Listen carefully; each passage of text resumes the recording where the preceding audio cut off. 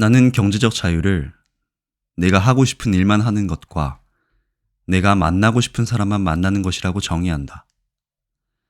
직장 다닐 때와 다르게 매일매일 내가 관심이 있는 분야에만 집중할 수 있는 요즘, 경제적 자유를 잃었다고 느낀다.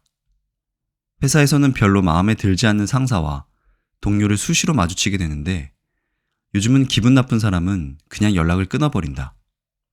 이럴 때도 경제적 자유를 실감한다. 안녕하세요, 밀레니얼 책방입니다. 요즘 한동안 날씨가 참 좋았죠? 가족들과 나들이 가기도 좋고 사랑하는 사람과 데이트하기도 좋은 날씨인데요. 저는 개인적으로 이렇게 바람이 솔솔 불어오는 날에 밖에서 커피 한 잔 옆에 두고 가만히 책을 읽는 것도 굉장히 좋아합니다. 책 보다가 좀 지겨워지면 잠깐 스마트폰으로 챔피언스 리그 하이라이트 영상도 보고요. 또 오래 앉아있는 게 지겨워지면 산책하면서 책에서 읽었던 내용을 곱씹으면서 혼자 생각을 정리하기도 합니다. 그런 여유로움을 누릴 때 굉장히 행복하다고 느끼는데요. 오늘 읽어드릴 책은 그런 여유로움을 남들보다 일찍 달성할 수 있는 비결을 소개해드리는 책이니까 꼭 들어보셨으면 좋겠습니다. 책 제목은 FIRE입니다. 투자에 관심 있는 분들이라면 아마 한 번쯤 들어보셨을 만한 단어인데요. FIRE는 Financial Independence, Retire Early의 약자죠. 풀이하면 경제적 자유, 조기 은퇴입니다. 요새 많이 쓰는 경제적 자유라는 말과 거의 동의어라고 보시면 될 것 같아요. 저도 파이어족 중 한 사람인데요. 빠르면 5년, 늦어도 10년 안에 경제적 자유를 달성하겠다는 목표를 갖고 있습니다. 이 책의 저자는 강황국님이고요. 퀀트 투자로도 유명하신 분이죠. 현재 유튜브 채널도 운영하고 계시고요. 이 책 전에도 주식 투자, 퀀트 투자에 대한 책을 여러 권 쓰셨더라고요. 약간 오타쿠 스타일이신 것 같은데 소신이 뚜렷하셔서 되게 매력적인 분이에요. 유튜브 채널 보면 아시겠지만 말도 굉장히 재밌게 하시고 이 특유의 매력이 있으니까 관심 있으신 분들은 유튜브 채널도 추천드립니다. 이 책은 강황국 저자 본인이 경제적 자유를 달성하면서 주변에 나처럼 또 경제적 자유를 이룬 사람들이 있을까? 있다면 그 사람들은 어떻게 달성했을까? 정말 개인적인 호기심에 궁금해서 직접 사람들을 물색하고 찾아다니면서 인터뷰를 진행했다고 합니다. 그래서 저자 본인을 포함해서 경제적 자유를 달성한 사람들의 실제 사례와 인터뷰 내용들이 주 내용이고요. 이후에는 이 파이어를 이룬 사람들의 공통점을 분석한 내용이 담겨 있습니다. 진짜 경제적 자유를 달성한 사람들 다 직업도 다양하고 투자 수단도 다 달라요. 주식, 부동산, 코인, 창업, 부업, 심지어 포커가 주 수입원인 분도 있습니다. 이 책의 장점은 그중에 내 상황과 성향에 맞는 사례를 찾아서 나에게 맞게 적용할 수 있다는 점입니다. 그 중에서도 저는 비교적 평범한 사람이 경제적 자유를 달성한 사례, 정말 누구라도 할 수 있을 법한 사례들 위주로 소개해드릴 테니까 잘 들어보세요. 첫 번째로 소개해드릴 사례는 저자인 강황국님입니다. 그래도 책을 쓴 작가니까 첫 번째로 소개해드려야겠죠? 강황국님은 39살에 경제적 자유를 달성하고 신의 직장이라 불리는 코트라를 퇴사했는데요. 지금은 전업 투자자이자 작가, 유튜버, 강연으로 활동하고 계시다고 하네요. 저자가 직접 밝힌 비결을 책에서 찾아 읽어드리겠습니다. 어릴 때부터 내 인생의 가장 중요한 목표는 경제적 자유였다. 정확히 말하면 돈으로부터의 해방과 노동으로부터의 해방이었다. 17살쯤 로버트 기요사키의 책 부자 아빠 가난한 아빠를 읽었는데 이후로 이 책은 내 인생 책이 되었다. 어린 나이였기에 세상을 잘 몰랐지만 이 책의 내용이 옳다라는 강한 믿음과 확신이 들었다. 책의 핵심을 요약하면 경제적 자유가 중요한데 이는 학교에서 열심히 공부하고 직장에서 열심히 일해서는 도달할 수 없다는 것이다. 투자, 시장, 법, 회계에 대한 지식이 무엇보다 중요하다는 메시지를 담고 있다. 나는 이 책을 5번 정도 읽었고 경제적 자유를 달성한 후 한 번 더 읽었다. 경제적 자유를 달성한 사람 입장에서 보니 책에서 주장하는 내용의 99%가 옳다는 것이 놀라웠다. 아직 이 책을 읽지 않은 독자가 있다면 강력히 추천하고 싶다. 강황국 님도 부자 아빠 가난한 아빠를 인생 책으로 꼽으셨네요. 이 책 리뷰도 제가 이전 영상에 올려드렸으니까요. 진짜 꼭 들어보세요. 일단 회사에서 일을 열심히 해서 인정받고 출세하자는 생각은 전혀 없었다. 직장에 대한 환상은 입사 첫날부터 같지 않았다. 나에게 직장은 그저 경제적 자유로 가는 관문이자 종잣돈을 모으는 데 도움이 되는 수단이라고 생각했다. 따라서 필연적으로 언젠가 벗어나야 하는 곳이기도 했다. 최대한 효율적으로 일해서 필요한 일만 잘하고 정시에 퇴근하는 것이 목표였다. 그렇게 하지 못한 날에는 스스로 크게 질책하기도 했다. 일에 나를 맞추기보다 일을 내 근무 시간에 맞추려고 노력했다. 정시 퇴근이라는 중요한 목표를 달성하기 위해 늘 우선순위를 정해서 정말 중요한 일은 잘하고 그 외의 일은 완벽을 추구하기보다는 신속하게 처리하는 데 초점을 맞추는 등 업무를 조정했다. 사업처럼 실패하면 돈을 크게 날릴 가능성이 없으므로 성공할 때까지 계속 새로운 도전을 할 수 있다. 나는 투자든 인생이든 잘 되면 대박이 나고 안 되면 타격이 적은 일을 될 때까지 계속 시도하는 것이 성공의 비결이라고 생각한다. 이렇듯 저축, 강연, 주식 및 코인 투자 수익으로 인해 자산은 2018년 봄 10억 원에 도달했다. 일이든 사람이든 투자든 잘 안 되면 빨리 손절하는 것이 중요하지만 잘 되는 일은 추가로 자본, 시간, 에너지를 투입해서 노를 열심히 젓는 것이 부를 거머쥐는 길이다. 경제적 자유는 수입, 지출, 투자의 삼박자가 어우러져야 한다. 처음 1억 원을 모으기가 가장 어려운데 이때는 지출을 줄이고 최대한 많은 돈을 저축하는 것이 제일 중요하다. 월급의 70% 이상을 5년 동안 저축하면 아무리 흙수저라도 인생이 완전히 달라질 수 있다고 장담한다. 상황이 어렵다면 50%는 저축해야 한다. 또한 저축을 하면서 투자를 꼭 병행해야 한다. 모든 일이 똑같지만 유능한 투자자가 될 때까지는 시간과 경험이 필요하다. 그리고 100세 시대에 이 경험은 최대한 빨리 쌓는 것이 좋다. 사회 초년생 때는 아는 것도 경험도 많이 없어서 팔 수 있는 자원이 없기 때문에 소득이 다 고만고만하다.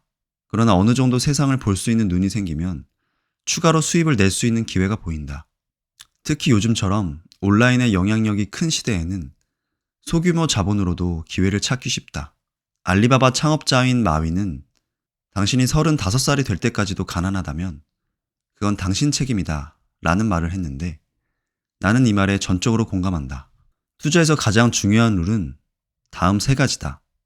첫 번째, 철저히 검증된 전략에만 투자하라.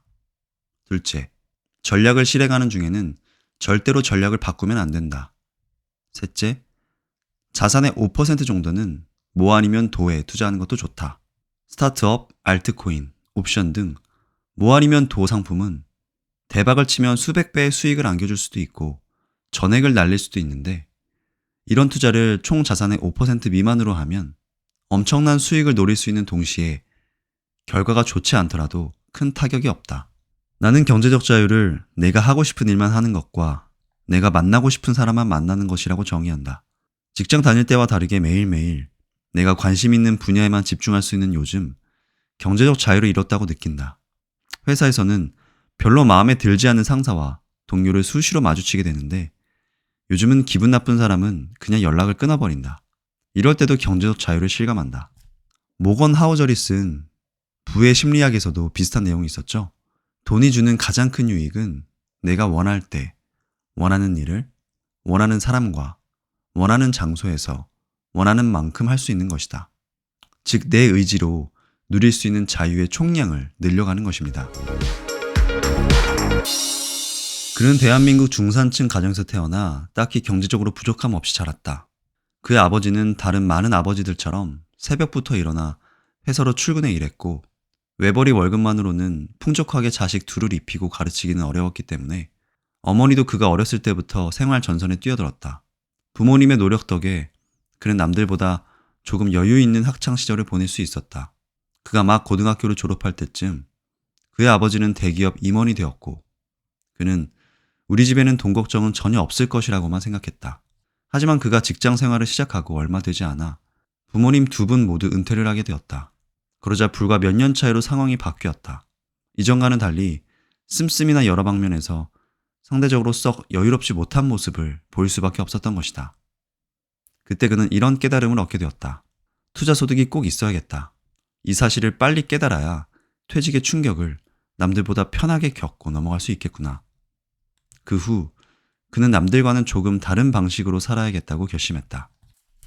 2010년 초 직장 생활을 시작한 그가 경제적 자유를 달성하게 된 것은 2020년. 경제적 자유를 달성하기까지 약 10년 정도가 걸렸다. 인지도가 높은 회사는 아니었지만 그는 운이 좋게도 인턴 기간이 끝나면 주재원으로 파견을 보내주는 파격적인 조건을 약속받고 입사했다. 그 덕분에 다른 사람들보다 빠른 속도로 경제적 자유를 얻을 수 있었다. 해외 주재원 생활을 하면 보통 본사 근무보다 업무 강도는 낮은 편이고 해외 특별수당이나 집세 보조금 같은 혜택이 있는 경우가 많기 때문에 경제적으로 큰 도움이 된다. 나 또한 주재원으로 일하며 상당한 양의 월급을 저축했던 경험이 있기에 이러한 사실을 누구보다 잘 알고 있다. 그는 해외에서 근무하며 매달 최소한의 생활비인 100만 원 이하로만 사용했다. 나머지는 모두 저축했고 여유 시간이 생기면 나가서 놀기보다는 중국어를 열심히 배웠다. 그렇게 2년여의 주재원 생활을 마치자 2013년까지 1억 원 정도의 종잣돈이 모였다. 그때까지는 쌓인 습관대로 무조건 아껴 썼고 저축, 그리고 저축에만 집중했다. 투자는 하지 않았고 은행 적금을 적극적으로 활용했다. 이후 한국에 돌아와서 잠시 직장 생활을 하다 2014년에 중화권 지사 설립 계획을 가지고 있는 독일계 회사에서 지사장으로 그를 고려하고 있다는 연락을 받았다. 중국어권에서 근무한 경험이 있고 중국어도 능통했던 그가 다시 중국으로 파견되었다. 그러면서 연봉이 가파르게 상승하기 시작했다. 연봉 상승 덕에 2015년에는 약 2억 원까지 모을 수 있었다. 이때부터 퀀트 투자로 저평가 우량주를 매매하는 주식 투자를 하기 시작했다. 저축과 투자가 순조로워 그의 자산은 2017년쯤 5억 원에 도달했다. 그해부터는 암호화폐 차익 거래와 퀀트 투자를 병행했다. 2018년에는 집을 하나 샀는데 5억 원짜리가 2021년에는 11억이 되었다. 2021년 말 기준으로 그의 자산은 20억 이상이다. 부동산으로 6억, 암호화폐로 6억, 주식으로 3억 정도 벌었고 나머지는 연봉으로 받는 돈 가운데 매년 약 1억 정도를 꾸준히 투자금으로 전환한 덕분이다. 한 분야에 정통한 스페셜리스트보다는 여러 분야에 대한 지식을 골고루 아는 스펙트럼이 넓은 사람이 경제적 자유 달성에 유리하다고 생각합니다. 예를 들면 저는 중국어를 잘하는 편이지만 모국어가 아니기 때문에 당연히 중국인이나 조선족보다는 못합니다. 그런데 저는 중국어 실력 외에 회계 지식, 영업관리, 네트워킹 능력도 어느 정도 있기 때문에 연봉이 상대적으로 높습니다. 이처럼 60점짜리 스킬 3개를 보유하는 것이 100점짜리 스킬 1개를 보유하는 것보다 훨씬 낫다고 생각합니다. 여러 개의 스킬에서 시너지가 발생하게 되거든요. 또한 특정 능력이 0점에서 60점까지 늘어나는 건 대부분 1, 2년이면 충분하지만 0점에서 100점까지 가는 것은 몇십 년이 걸려도 힘들고 자칫하면 평생 100점에 도달하지 못할 수도 있죠. 따라서 가성비 차원에서도 60점짜리 스킬 3개를 보유하는 게 훨씬 낫습니다. 경제적 자유를 달성하기 위해서 특히 사회 초년생에게는 지출이 매우 중요합니다. 많은 직장인이 몇백만 원 생기면 시계를 사고 몇천만 원이 생기면 차를 사는데 다 씁니다. 그리고 5년에 한 번씩 그 차를 바꾸죠. 한국에서는 아반떼, 그랜저, BMW가 전형적인 테크트리인 것 같습니다. 처음 1억을 빨리 모으는 데 집중해야 하는데 이렇게 하면 돈이 절대로 안 모이죠. 되게 실제적이죠. 한국 남자라면 다들 공감하실 텐데요. 저도 주변 친구들 보면 슬슬 수입차에 관심이 가고 주말에 골프 치러 가는 사람들 많아요. 자기가 만족한다면 상관없지만 남들이 하니까 나도 이 정도는 해야 한다는 식은 진짜 아닌 것 같습니다.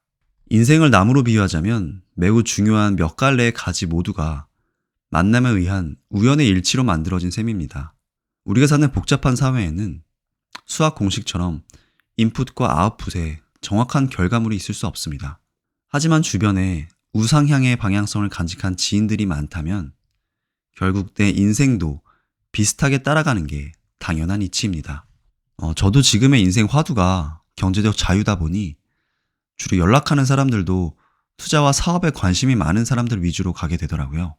여러분이 어떤 목표를 이루고 싶다면 그 목표를 이미 달성했거나 적어도 같은 목표에 관심이 있는 사람들을 곁에 두는 것만으로도 훨씬 도움이 된다고 생각합니다. 그녀는 사회 초년생 때 돈을 관리하기 위해 보도 셰퍼의 돈이라는 책을 읽었다. 그 안에는 누구나 7년이면 경제적 자유에 도달할 수 있다라는 내용이 있었는데 짧은 기간에 이것이 어떻게 가능한지 이해는 되지 않았지만 그 개념만은 뇌리에 깊이 박혔다.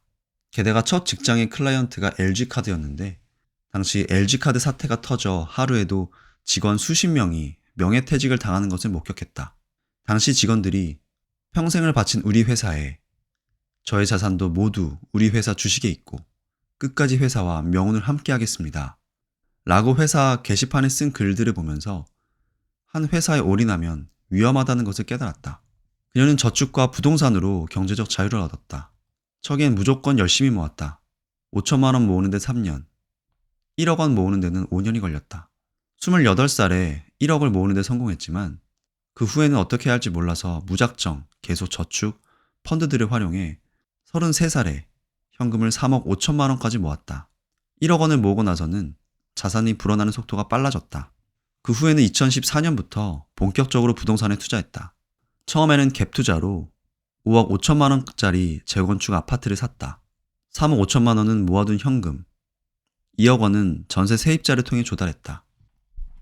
이미 한 달 만에 1억 정도가 오른 상태에서 사서 더 빨리 살 걸 하고 후회했는데 지금은 그때라도 사길 잘한 것 같다고 생각한다. 2016년에는 새로운 업무 단지와 함께 생긴 오피스텔 단지에 투자했다. 지하철역이 가까워서 신혼부부들이 많이 보러 오고 매매가와 전세가가 1억밖에 차이 나지 않아서 투자를 결정했다. 대출을 최소화해서 집을 샀다. 신도시처럼 초반에는 아무것도 없다가 현대 프리미엄 아울렛과 상업지구가 자리를 잘 잡아서 가격이 많이 올랐다. 이때 순 자산이 8억 원을 넘었다. 그녀의 자산 목표액이었던 8억 원을 35살에 달성한 셈이다. 2018년에 드디어 강남에서 세 번째 아파트를 샀다. 현금은 1억만 투입했고 나머지는 레버리지를 이용했다. 본인 돈이 거의 안 들어간 덕분인지 투자 수익률이 가장 뛰어났다. 레버리지 때문에 회사를 그만둘 수는 없게 되었다. 하지만 자산이 커지면서 일하는 것이 덜 괴로웠다고 한다. 지금 현재 그녀는 순 자산 40억 이상을 소유하고 있다. 그중 대부분은 부동산 자산이다. 저는 주로 잘 아는 동네 위주로 투자합니다. 임장도 일부러 다니기보다는 제가 사는 동네나 친구가 사는 동네를 보고 어디 놀러 갔을 때 괜찮다 싶으면 부동산에 들러보는 식으로 생활 속에서 찾는 편입니다. 부동산은 입지가 정말 중요한데 내가 살고 싶은 곳이 남들도 살고 싶어 하는 곳이고 그런 곳이 옳습니다. 단 입지는 복잡하면서도 섬세해서 안목이 중요합니다. 여성 중에 부동산 투자로 성공한 사람이 많은 이유가 이 때문이 아닐까 싶은데요. 물론 제가 투자를 시작할 때가 부동산 상승기여서 운이 좋았지만 경험상 입지 좋은 곳은 하락기가 오더라도 이후에 언젠가 다시 오르더라고요. 반포 재건축 아파트가 2013년에는 제가 살 수 있는 금액 언저리였는데 지금은 30억 이상입니다. 대출 규제도 없었을 때 대출을 최대한 받아서 부동산을 샀어야 하는데 내일이라도 회사를 그만둘 각오가 있는데 빚이 있으면 자유를 뺏기는 것 같아서 초반에는 대출을 못했습니다. 그때 소극적인 투자를 했던 점이 후회가 됩니다. 대출을 하면 빌린 사람은 사실 이자만 갚지 대출 자체는 집이 갚아주는 겁니다. 세프리 부부는 직장인 맞벌이 부부다. 그와 아내 둘 다 14년간 직장 생활을 해왔다. 그들은 소비를 최대한 줄이는 동시에 급여를 저축해 모은 돈으로 주식과 코인 투자를 했다.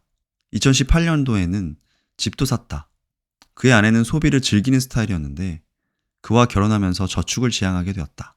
부부가 은퇴 이야기를 꺼낸 시점은 순 자산이 16억쯤 되는 시점으로 연 지출의 33배 정도였다. 현재 그들의 순 자산은 약 20억 원 이상이다. 2008년 직장 생활을 시작할 때 자산이 0이었으니 14년 만에 경제적 자유를 달성하게 된 셈이다. 경제적 자유를 달성하기 위해 포기한 것도 있다. 바로 내 집이다. 경제적 자유를 잃었다면 내 집은 당연히 있어야 한다는 상식을 깬 그의 선택에 나는 공감했다. 나도 경제적 자유는 달성했으나 집을 갖고 있지는 않기 때문이다. 그는 투자 목적으로 집을 사서 기회 비용을 계산해 본 뒤 바로 전세를 주고 월세로 나와서 살기 시작했다. 은퇴 후에는 이 집을 갭 투자 형태로 보유하려고 했지만 포기했다. 은퇴를 하면 자산 기준으로 건강보험이 측정되는데 집이 있으면 건강보험료 부담이 높아지고 최근 부동산 보유세금도 매우 높아졌기 때문이다. 이런 추가 비용을 고려한 후 그는 집이 은퇴 후에 가지고 갈 자산은 아니라는 결론을 내리고 매도했다. 추후 내 집이 필요한 시점에 다시 살 예정이라고 한다.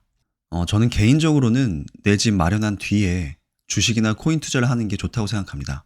저희 부부도 저희가 갖고 있는 집은 전세로 주고 있고 저희는 그 전세값의 반값 정도인 다른 집에서 전세로 또 살고 있어요.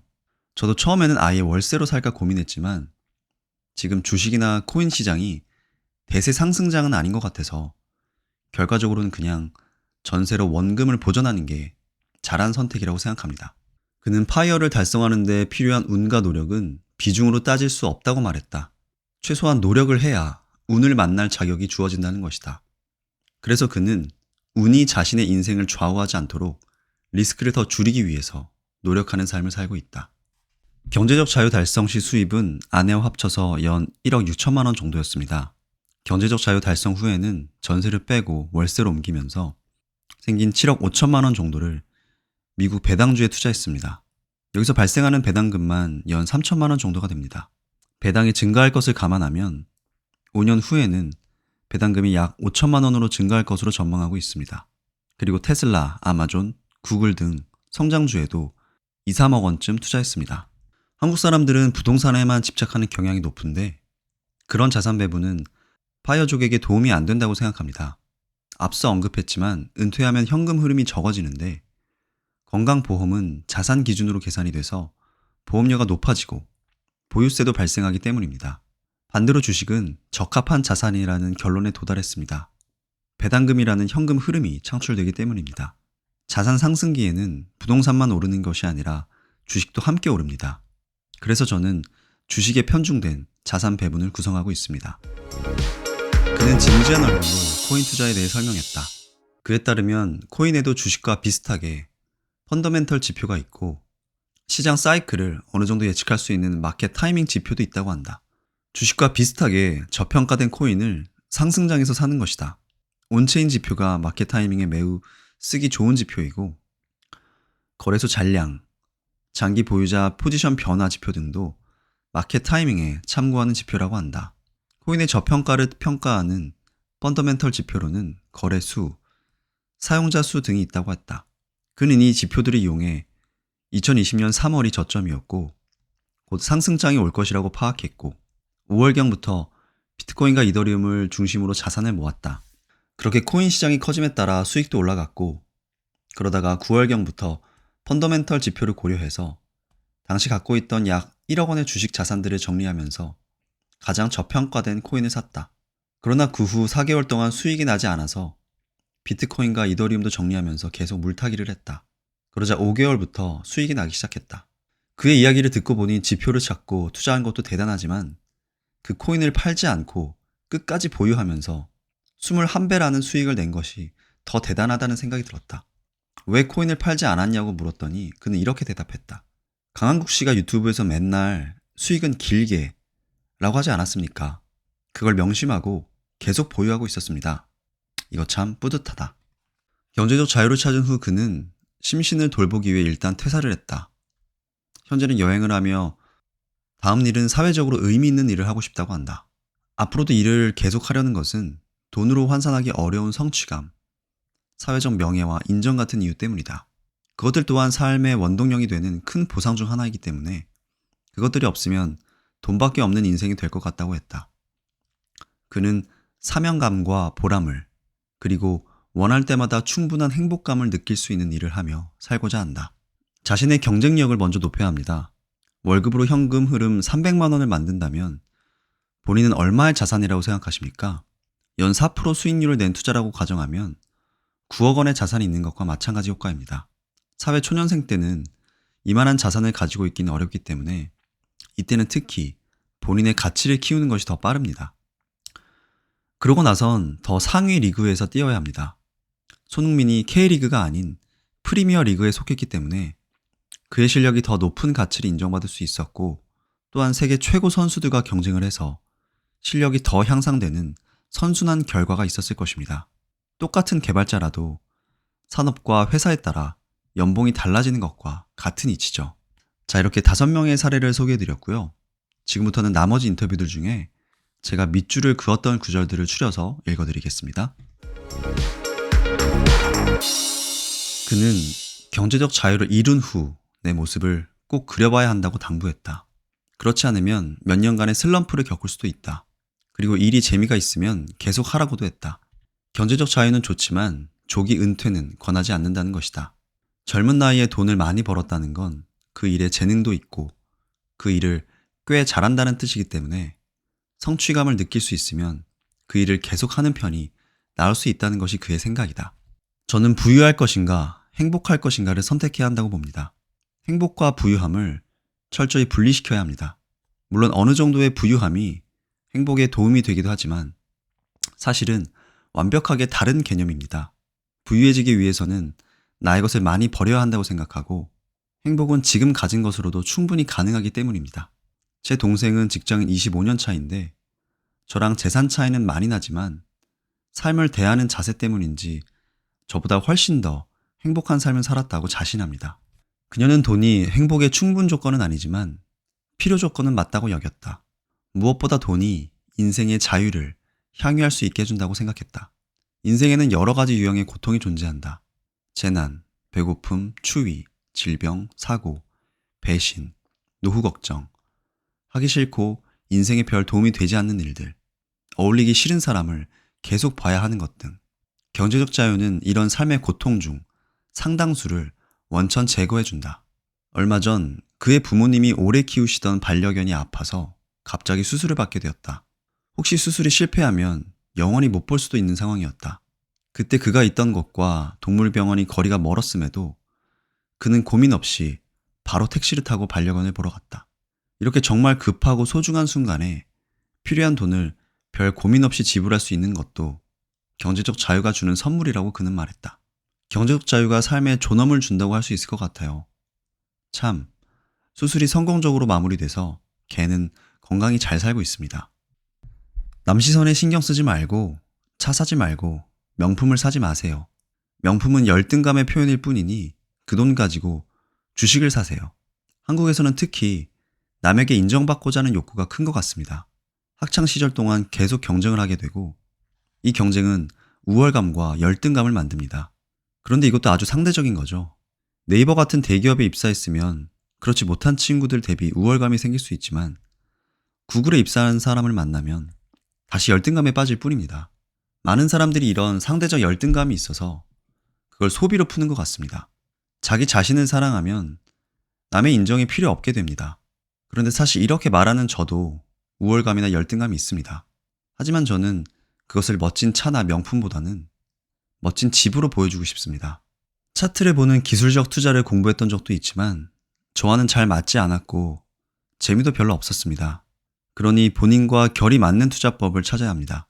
어떤 투자를 하든 다 심장이 쫄깃하지만 그나마 마음이 편한 분야에 투자하는 것을 추천하고 싶어요.